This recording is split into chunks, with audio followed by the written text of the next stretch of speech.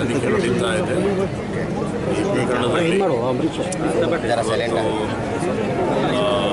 ನಾವೆಲ್ಲ ಮೊದಲಿನಿಂದ ಹೇಳ್ತಾ ಇದ್ದೇವೆ, ವಿರೋಧ ಪಕ್ಷಗಳು ದುರುದ್ದೇಶಪೂರ್ವಕವಾಗಿ ಈ ರಾಜ್ಯದ ಆಡಳಿತವನ್ನು ಬುಡಮೇಲು ಮಾಡಲಿಕ್ಕೆ ನಾವೇನು ಒಳ್ಳೆಯ ರೀತಿಯಿಂದ ಉತ್ತಮ ಆಡಳಿತ ಕಾಂಗ್ರೆಸ್ ಸರ್ಕಾರ ಕೊಡ್ತಾ ಇದೆ, ಅದಕ್ಕೆ ಹೊಟ್ಟೆ ಕಿಚ್ಚಿನಿಂದ ಈ ರೀತಿಯಲ್ಲೆಲ್ಲ ಆರೋಪ ಮಾಡ್ತಾ ಇದ್ದಾರೆ ಅಂತ ನಾವು ಹೇಳಿದ್ದೇವೆ.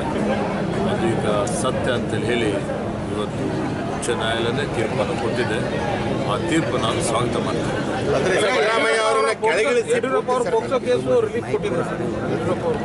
ಅಂದರೆ ಅವರಿಗೆ ನಿರೀಕ್ಷಣಾ ಜಾಮೀನು ಕೊಟ್ಟಿದ್ದಾರೆ, ಕೇಸ್ ರದ್ದಾಗಿಲ್ಲ. ಈಗ ಆ ಕೇಸು ಕ್ರಿಮಿನಲ್ ಕೇಸ್ ಇದೆ, ಕೋರ್ಟ್ ತೀರ್ಪು ಕೊಟ್ಟಿದೆ, ಆ ಕೇಸ್ ನಡೀತದೆ. ಮಾನ್ಯ ಸಿದ್ದರಾಮಯ್ಯನವರ ಬಗ್ಗೆ ಇವತ್ತು ಈಗಾಗಲೇ ಹೇಳಬೇಕು ಅಂತ ಹೇಳಿದರೆ, ನಾವು ಮೊದಲಿನಿಂದ ಹೇಳಿದ್ದೇವೆ ಅವರು ಯಾವುದೇ ರೀತಿಯ ಈ ಪ್ರಕರಣದಲ್ಲಿ ಅವ್ರ ಪಾತ್ರ ಇಲ್ಲ ಅಂತ ಹೇಳಿ. ಅದು ಇವತ್ತು ಸಾಬೀತಾಗಿದೆ. ಅದಕ್ಕೆ ನಾನು ಹೇಳ್ತಾ ಇರ್ತಕ್ಕಂಥದ್ದು ಸತ್ಯಕ್ಕೆ ಜಯ ಆಗಿದೆ. ಅಲ್ಲ ಸರ್, ಪಾತ್ರ ಇಲ್ಲ ಅಂತಲ್ಲ, ತನಿಖೆಯನ್ನು ಸಿಬಿಐ ಕೊಟ್ಟಿಲ್ಲ ಅಷ್ಟೇ. ತನಿಖೆ ಇಲ್ಲಿಂದ ನಡೆಸಬೇಕು ಅಂತ ಹೇಳಿದ್ದಾರೆ. ಇಲ್ಲಿವರೆಗೆ ಅವರ ಪಾತ್ರ ಏನಾದರೂ ಇದೆ ಅಂತ ಸಾಬೀತಾಗಿದೆ. ಯಡಿಯೂರಪ್ಪ ಕೇಸಲ್ಲಿ ಏನಂದ್ರೆ ಪ್ರಕರಣ ರದ್ದು ಕೋರಿದ್ರ ಬಗ್ಗೆ ಮಾಹಿತಿ ಇಲ್ಲ. ರದ್ದು ಕೋರಿದ್ರು, ಬಟ್ ನಿರೀಕ್ಷಣಾ ಜಾಮೀನು ಮಾತ್ರ ಕೊಟ್ಟಿರೋದು, ರದ್ದು ಮಾಡಿಲ್ಲ ಕೇಸ್.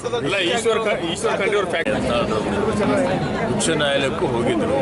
ಸರ್ವೋಚ್ಚ ನ್ಯಾಯಾಲಯದ ತೀರ್ಪನ್ನು ನಾವು ಇವತ್ತು ಅನುಷ್ಠಾನಕ್ಕೆ ತರ್ತಾ ಇದ್ದೇವೆ. ಅಲ್ಲಿ ಹೋಗಿ ತಗೋಬೇಕಾಗಿತ್ತು. ಯಾವುದೇ ರೀತಿಯ ವೈಯಕ್ತಿಕ ಆಗಲಿ ಅಥವಾ ನೇರವಾಗಿ ಇವತ್ತು ದೇಶ ರಾಜಕಾರಣ ಆಗಲಿ ನಾವು ಮಾಡುವಂಥವರಲ್ಲ.